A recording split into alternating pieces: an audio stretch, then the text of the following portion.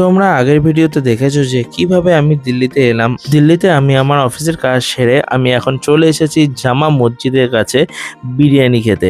আমি এখন যাচ্ছি করিমসে। আমি দিল্লিতে এসে যখনই সময় পেয়েছি তখনই চলে এসেছি এই করিমসে। তোমরা যদি করিমসে আসতে চাও তাহলে দুইভাবে আসতে পারো। এক হচ্ছে জামা মসজিদ মেট্রো স্টেশন নেমে আসতে পারো, কিংবা অটো ধরেও আসতে পারো এই জামা মসজিদ। জামা মসজিদের 1 নম্বর গেট দিয়ে বাঁ দিকে ঢুকে গিয়ে কাউকে জিজ্ঞাসা করলেই সে দেখিয়ে দেবে। আমি এইটুকুনি বলতে পারি, করিমসে আসলে বিরিয়ানিটা কিন্তু তোমাদের দারুণ লাগবে।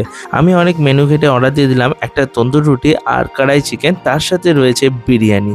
করিমসে এসে বিরিয়ানি খাবো না সেটা কি হতে পারে? শেষমেশ খাওয়া দাওয়া শেষ করে বেরিয়ে পড়লাম। বাইরে বেরোতেই একটা ম্যাঙ্গো লস্যি দেখে লোভ লেগে গেল। তারপর খেয়েই নিলাম একটা ম্যাঙ্গো লস্যি, দারুণ ছিল। কিন্তু তোমরা করিমসে আসলে এই দোকানটাও কিন্তু একটু টেস্ট করে নিতে পারো।